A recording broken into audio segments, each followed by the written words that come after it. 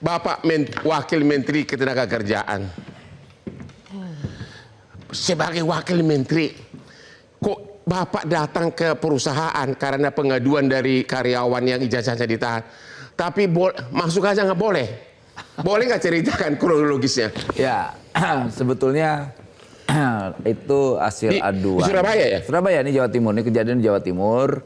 Kita melihat ada wakil wali kota ketika ingin mengambil ijazah warganya ya, warga Surabaya yang ditahan di UD di Surabaya ini, itu pertama dibilang penipu, lantas ditolak masuk. Ya. Bahkan setelah dibilang penipu dilaporkan nih. Yang dibilang penipu siapa? Yang dibilang penipu itu wakil wali kotanya. Hah?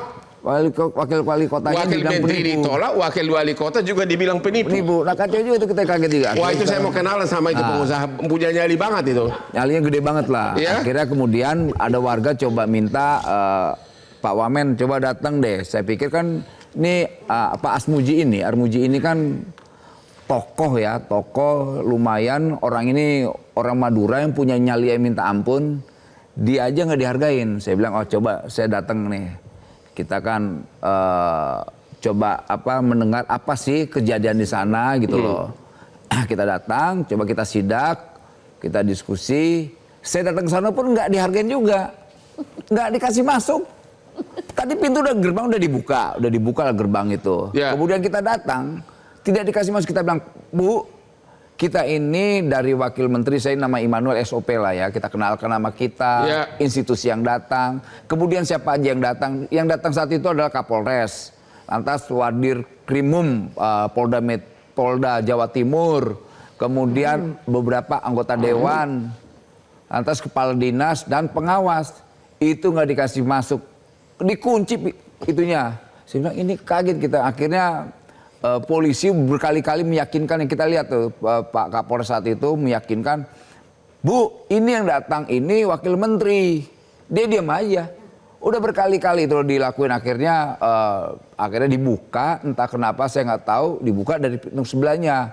Ya udah akhirnya kita masuk. Mas ketemu nggak sama pengusaha itu? Diana itu ketemu. Nah masuk dalam ruangannya, akhirnya kita tanya, Bu kita kemari kedatangan kita cuma ingin tetap menjaga Ibu tetap berusaha, tapi kita hanya satu minta, karena ini ada laporan warga, ijazah ditahan, tolong dong dipulangin. Ya. Pak, saya nggak nahan ijazah. Kita bingung kok nggak nahan ijazah. Ibu bener nggak nahan? Enggak katanya. Berkali-kali dia nggak ngakuin bahwa dia nahan ijazah. Saya bilang, Bu, saya bawa ya orang yang ngaku ditahan, bawa aja katanya. Ya. Kita bawalah Mbak Putri dan beberapa kawan-kawan yang ditahan ijazahnya. Saya tanya, Ibu kenal dia nggak? Enggak. Lah. Kok nggak kenal? Saya tanya lagi sama yang ditahan ijazah. Kamu kenal nggak sama ibu ini? Iya, ini ibu ini yang nahan ijazah saya. Loh, kok nggak kenal Bu? Saya bilang, tapi ibu ini bilang kenal. Ibu bilang enggak. Gimana ini? Saya bilang. Saya tanya lagi, Bu, kalau gitu gini nih. Ini tempat ada karyawannya enggak? Iya ada Pak. Lantas ada nggak kantornya? Nggak ada Pak katanya. Kok nggak ada kantornya? Saya bilang. Ada nggak tempat meeting? Nggak ada. Akhirnya saya perintah pengawas saya coba periksa di atas ada tidak tempat rapat atau kantor. Kita naik ke atas, kita sidak lagi, nemuin kantor, nemuin juga ada tempat meeting. Nih, kebohongan kedua itu. Nah kita naik ke atas, kemudian kita lihat, Bu, ini ada tempat meeting, itu ada ruangan kantor. Oh enggak gini-gini. Kemudian kita tanya lagi baik-baik, Bu, kita di sini kewajiban kita melindungi industri untuk tetap berjalan. Tapi kita juga harus melindungi warga yang tertahan ijazahnya, karena mereka sudah keluar. Mau diapain lagi sih? Gitu. Akhirnya dikasih? Nggak dikasih juga, tetap nggak mau sampai detik ini. Sampai detik ini? Dia tetap nggak ngakuin. Ya, akhirnya saya bilang, mungkin dari kita, wali kota dan sebagainya, dia boleh berbohong. Tapi saya yakin, kalau kepolisian turun tangan kan pasti nggak bisa. Akhirnya gitu. Tindakan sang siapa yang diletakkan? Dulu masih saya ceritakan kronologisnya. Setelah kita diskusi di ruang meeting itu, saya tanya lagi, Bu, gimana Bu? Tetap dia nggak mau ngakuin. Kita panggil lagi berapa orang lagi, Bu? Waktu itu Ibu ditelepon dengan Mas ini nih, siapa ada kawan yang ditahan ijazahnya, dia masih nggak ngakuin. Akhirnya dikeluarin tuh rekamannya nih, Bu. Ibu komunikasi kemarin nih. Ini suara Ibu loh. Telepon saya kan siapapun yang bisa megang. Disangka lagi, bohong lagi. Pokoknya udah panggil tingkat yang akumulasi. Akhirnya dia bilang, Bu, ini HRD Ibu loh.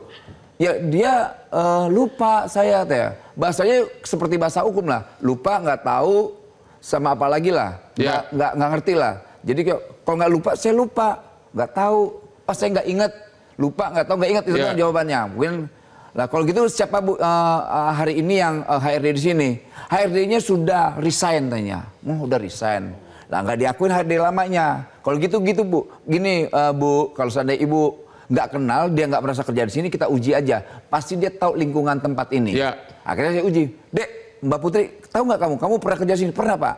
Kalau gitu ambil ijazahmu, di mana tempatmu ijazahmu ditahan. Dia lari ke ruang sebelah. Ya. Nah, pas di ruang sebelah, yang HRD yang dibilang resign itu ternyata lagi kerja di situ. Oke. 4 kali kebohongan. Ya. Kita panggil tuh perempuan namanya Veronica. Loh, dia kan cuma mau main, boleh dong main. Loh, Bu, ini tempat bekerja bukan tempat bermain. Oke. Gitu. Bohong lagi bertahan terus tetap gak mau. Kita tanya sama yang Mbak ditahan itu. Pak, tempat ijazah itu sudah hilang, mapnya sudah tidak ada. Lantas gimana dong? Katanya kami mau ngelamar kerja nggak bisa nih. Nah, kita tanya, Bu kemana sih Bu ijazahnya? Saya nggak nahan, saya nggak tahu. Artinya terus bertahan untuk mengatakan bahwa Oke, dia untuk tidak menghemat menahan waktu, ijazahnya. konsekuensi hukumnya apa yang terjadi kalian lakukan? Akhirnya ya kita mengarahkan untuk kawan-kawan yang ijazahnya yang ditahan Nggak, ini. untuk perusahaan itu, Ya pertama ditutup. katanya disegel. Disegel. Yang disegel siapa? Yang disegel itu pasti dari pemerintah kota Surabaya melalui Satpol PP-nya. Ya. Kemudian ada proses hukum yang lain soal ijazahnya. Nah ijazahnya ini akhirnya itu ranahnya kepolisian ya, karena itu bukan ranahnya Kementerian Tenaga Kerja. Jadi Bapak akhirnya pulang, saya sudah disegel atau Ya, kita akhirnya sudah nggak tahan ya ngeliat tuh emak-emak yang luar biasa. Ampun deh kita nyerang depinnya. Jadi ya kita pulang lah. Saya yakin kalau ada Uni Irma atau Abang, saya nggak tahu. Terima kasih Pak Wamen, terima kasih. Jelajahi cara baru mendapatkan informasi. Download Metro TV Extend sekarang.